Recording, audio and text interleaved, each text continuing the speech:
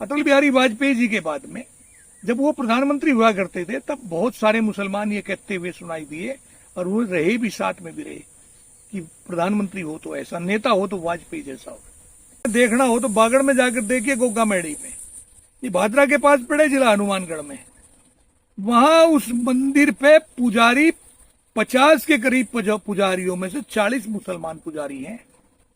और तो ये कलयुग चल रहा, इससे पहले कलयुग से पहले द्वापर हो गया, लंबा समय द्वापर का था, द्वापर से पहले त्रेता रहा होगा, तब से ये कावड़ की परंपराएं हैं। लेकिन ये हिंदू मुसलमान इसी बार हुआ।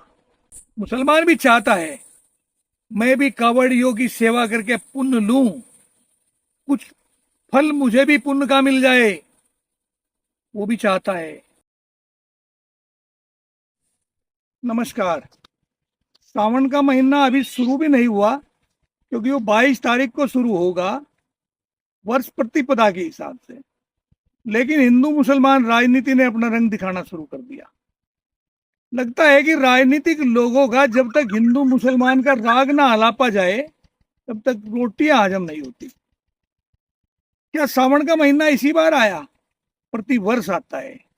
करोड़ों की संख्या में भक्त जन जो इष्ट देव भगवान भोलेनाथ के, भगवान गोरखनाथ के, वो अपने इष्ट देव की आराधना के लिए प्रतिवर्ष इंतजार की घड़ियां गिनते गिनते सावन के महीने में प्रवेश करते हैं।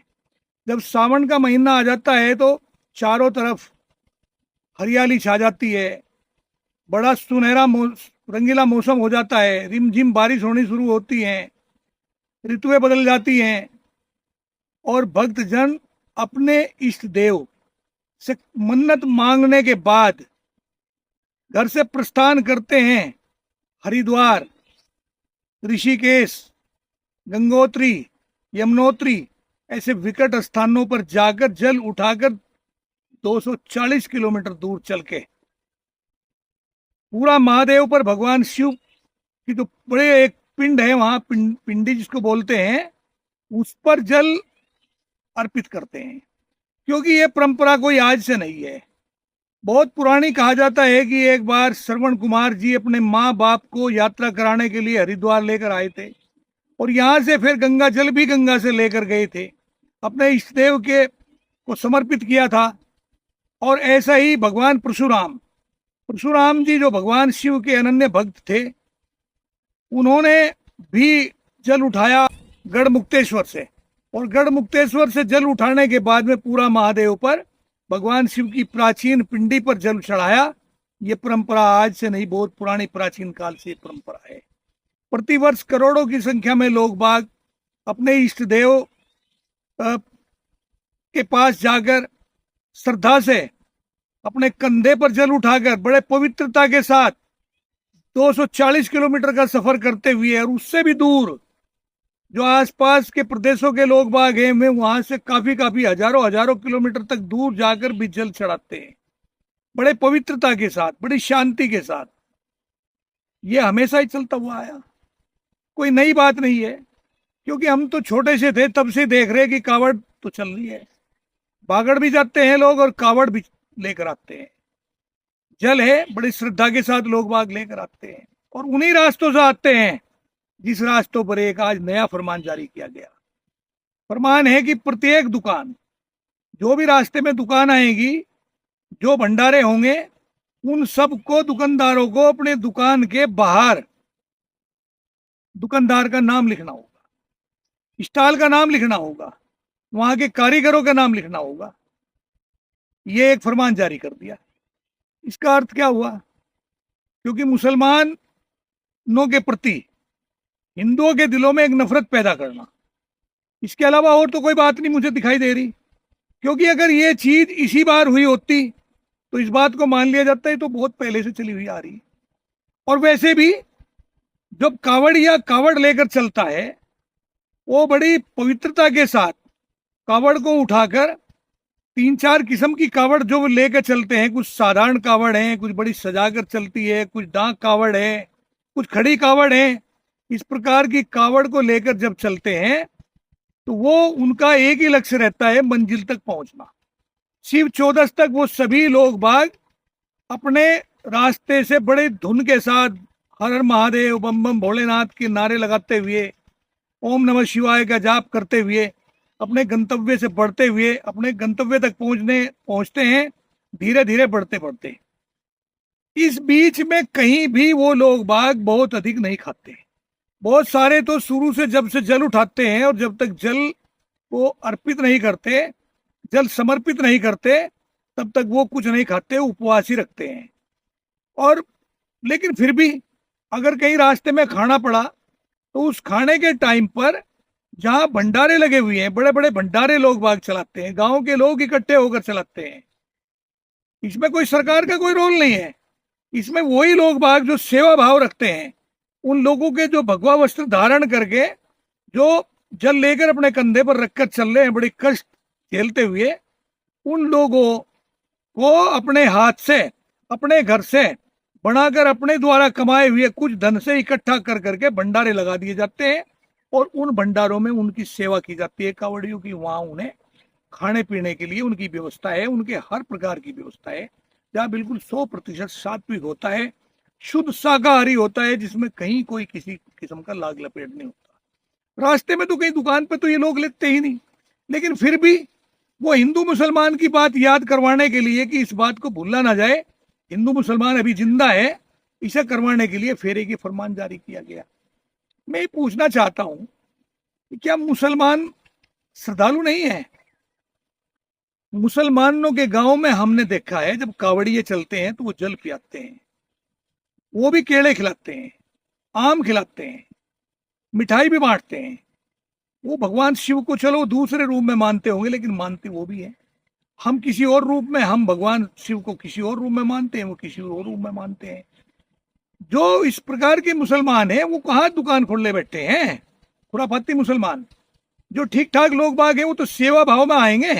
मैंने तो खुद अपनी आंखों से देखा है।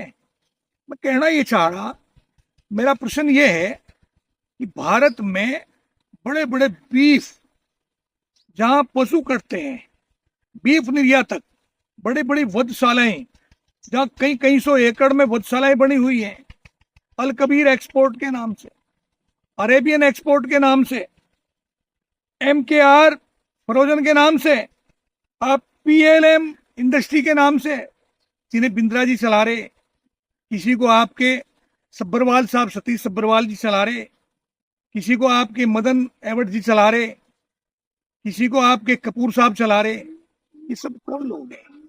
ये हिंदू नहीं है। अगर ये लोग इस रास्ते में कहीं शिविर लगा दें तो वो, उसे क्या माना जाएगा?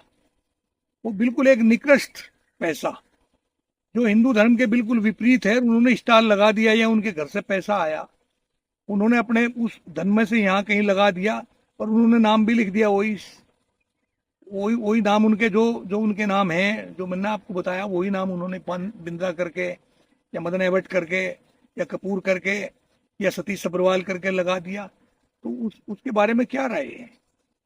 वहां नहीं खाएंगे, वहां भी तो बैठेंगे, वहां भी सेवा होगी, जबकि दिल से वो लोग नहीं, मुसलमान दिल से भी सेवा करता है, कावड़ियों की सेवा होती है। ये हिंदू मुसलमान की नफरत से काम नहीं चलेगा।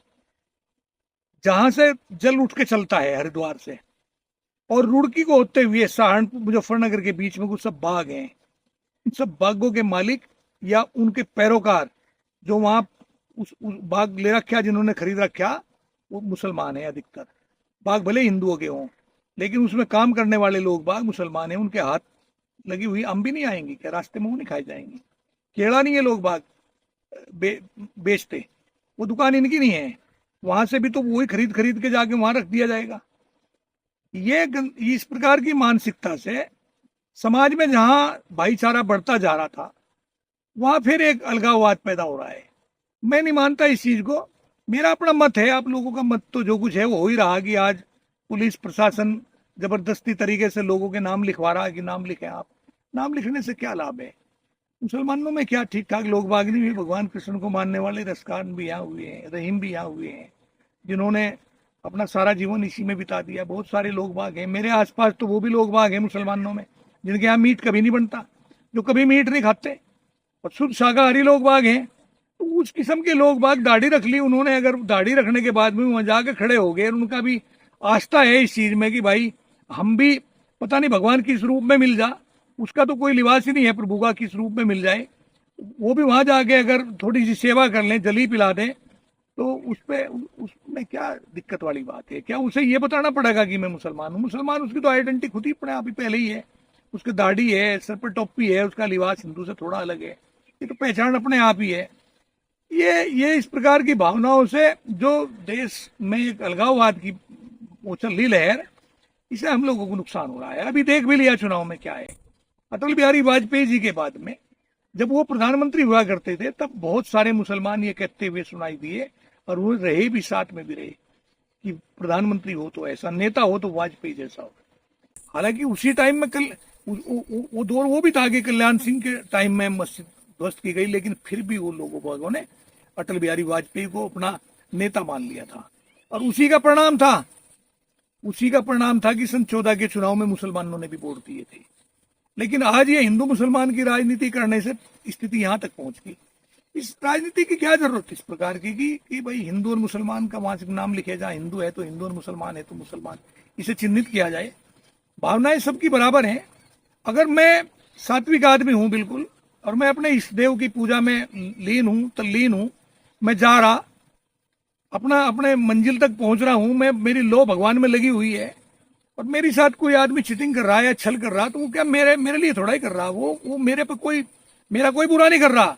अगर वो मेरे साथ धोखा कर रहा और मुझे मेरे मार्ग से विचलित करने की कोशिश कर रहा, वो खुद अपने मार्ग से विचलित हो रहा, वो अपना नुकसान कर रहा। प्रभु बहुत बड़ी चीज है, भगवान हर चीज देखते हैं। तो प्रभु कहीं ऐसा नहीं कि उनका बहुत बड़ा एक विशालकाय रूप है, वो प्रकृति के कण कण में विराजमान है। प्रकृति के कण कण में प्रभु विराजमान है, पग पग पर हैं, हर जगह हैं। उसके पास न कलम है, न किताब है, न बही है, न मुनीम है, फिर भी हर आदमी का लेखा जोखा प्रभु के पास है। ये तो वो चीज है, कोई किसी के साथ क्या धोखा कर लेगा। इस प्रकार की यात्राओं में जो लोग बाग जा रहे हैं, एक अलग ही माहौल होता है, एक अलग ही सैलाब हो, एक अलग ही दृश्य देखने में आता है। उसमें अगर मुसलमान भी खड़े होके हर साल की तरह इस बार वो भी जल पिलाएं, वो भी शरबत पिलाएं, वो भी फल खिलाएं, वो भी मिठाई खिलाएं इन कांवड़ियों को, तो क्या आनंद है, इस देश की क्या फिजा होगी। लेकिन इस पर प्रतिबंध लगाया जा रहा है आज मुसलमान को ये दिखाने के लिए कि मुसलमान लिखना पड़ेगा उसे अपनी दुकान पे, ताकि ये कहा जाए कि मुसलमान की दुकान से कुछ ना ले। वो भी गरीब लोग बाग हैं, वो भी आस लगाए बैठे हैं, उनकी भी दुकान है। 8-10 दिन का ये खेल सारा ही है, 10-15 दिन का, इसमें ऐसा माहौल किया जा रहा है। मैं नहीं मानता इस चीज को। ये क्या हो रहा है, क्या था क्या होगा, क्या होगा, क्या था क्या हो गया, क्या होगा। अभी आओ विचारे मिलकर ये समस्याएं सभी, किसी एक कवि की बहुत बड़ी कविता है। अभी सावन में ही कावड़ की साथ साथ में बागड़ यात्रा शुरू हो जाएगी। बागड़ यात्रा श्री जारवीर गोगा जी महाराज मेरे इष्ट देव हैं, और भगवान गोरखनाथ जी के भक्त रहे, वो उन्हीं की कृपा से पैदा हुए थे। कभी अगर इन अंध भक्तों को जरूरत पड़े और इन्हें देखना हो तो बागड़ में जाकर देखिए, गोगा मेड़ी में, ये भादरा के पास पड़े, जिला हनुमानगढ़ में।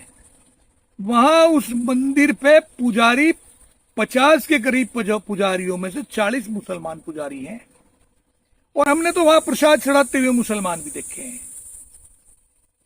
भाई इतनी भीड़ में क्या जरूरत है उन्हें नाटक करने की? एक वो दाढ़ी वाले मुसलमान होंगे, बीच में से मूछ कटवा के वहां प्रसाद चढ़ा रहे, हमने अपनी आंख से देखा, हम तो उसके भक्त हैं, हम बहुत मानते हैं बाबा को। लोग बाग तो सब जगह मानते हैं, दिलों में सबके है, पूजा के तरीके सबके अलग अलग हैं, भगवान सर्वोपरि है, सब एक है और सबका है। मुसलमान का भी है, जैन का भी है, बौद्ध का भी है, ईसाई का भी है, हिंदू का भी है। हम जो कर रहे हैं ये कोई नई बात नहीं कि हमने आज ही शुरू किया, ये तो पुरानी परंपरा है, प्राचीन काल से चला हुआ आ रहा है कि कावड़ का श्रवण कुमार से लगाकर, श्रवण कुमार कब हुए? त्रेता युग में, भगवान राम के समय में, क्योंकि श्रवण कुमार की जो मृत्यु हुई थी, जिस शब्दवेदी बाण से श्रवण कुमार मारे गए थे, वो भगवान राम के पिता श्री दशरथ जी महाराज के हाथ से ये काम हुआ था।